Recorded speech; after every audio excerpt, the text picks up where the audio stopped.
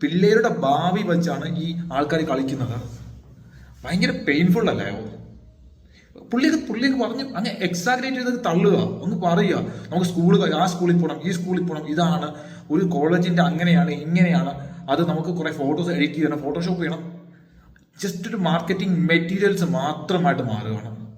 ഈ marketing materials കണ്ടുവയ്ക്കുന്ന പിള്ളേരോ, അവരുടെ കുടുംബമോ വലിയൊരു ട്രാപ്പിലേക്ക് പോകും. സോ ഇത് എങ്ങനെ ഒഴിവാക്കാം, അല്ലെങ്കിൽ ഇതെങ്ങനെ, ഇങ്ങനെയുള്ള ട്രാപ്പുകൾ നമുക്ക് എങ്ങനെ മുന്നോട്ട് മാറാം, അല്ലെങ്കിൽ നമുക്ക് എങ്ങനെ അത് റിക്കവർ ആകാം, അല്ലേ? സോ ഞാൻ നിങ്ങൾക്ക് ഒന്ന് രണ്ട് കാര്യങ്ങൾ പറഞ്ഞുതരാം.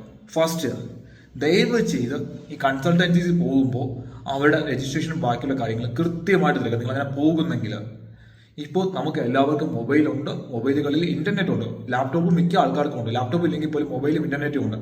നമുക്കിപ്പം +2 കഴിഞ്ഞിട്ട് അല്ലെങ്കിൽ എഞ്ചിനീയറിംഗ് കഴിഞ്ഞിട്ട് മാസ്റ്റേഴ്സിനോ ഗ്രാജുവേറ്റ് കോഴ്സസിനോ പോകണമെങ്കിൽ നമ്മൾ യൂണിവേഴ്സിറ്റീസ് നോക്കുക, കോളേജസ് ഷോർട്ട് ലിസ്റ്റ് ചെയ്യുക, ഏത് നാട്ടിലായാലും അവിടെ പോയിട്ട് അവർ കുറേ ലിസ്റ്റ് പറയും, അക്രഡിറ്റേഷൻസ്, അല്ലേ?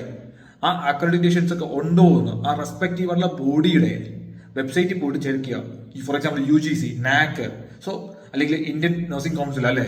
സോ അവിടെയൊക്കെ പോയിട്ട് അത് റെക്കഗ്നൈസ്ഡ് ആണോ, എന്നാണ് റെക്കഗ്നൈസേഷൻ കിട്ടിയത്, ഒക്കെ തിരക്കുക. സോ ആദ്യം അവരുടെ വെബ്സൈറ്റിൽ പോയി തിരക്കുക. എൻ്റെ വെബ്സൈറ്റിൽ പോയിട്ട് ഈ തേർഡ് പാർട്ടി, നമ്മുടെ ആ ബോഡിയുടെ സർട്ടിഫിക്കേഷൻ ഇഷ്യൂയിങ് ബോഡിയുടെ വെബ്സൈറ്റിൽ പോയിട്ട് ക്രോസ് ചെക്ക് ചെയ്യുക, ക്രോസ് വെരിഫിക്കേഷൻ നടത്തുക. അപ്പോൾ അത് അത്രയും മാച്ചായി കഴിഞ്ഞാൽ പിന്നെ നിങ്ങൾക്ക് ആരുടെ സഹായം ആവശ്യമില്ല. വളരെ ഈസി ആയിട്ട്, സിമ്പിൾ ആയിട്ട് ആ യൂണിവേഴ്സിറ്റിയുടെ കോൺടാക്ട് ഡീറ്റെയിൽസിൽ പോവുക. അവിടെ അഡ്മിഷൻ ക്രൈറ്റീരിയയിൽ കോൺടാക്ട് ഡീറ്റെയിൽസ് ഉണ്ടാവും, നേരിട്ട് വിളിക്കുക. പ്രൈവറ്റ് യൂണിവേഴ്സിറ്റീസ് ആണെങ്കിൽ നിങ്ങൾക്ക് ഫീസിൽ നെഗോഷിയേറ്റ് ചെയ്യാൻ പറ്റും പ്രോബബിളി.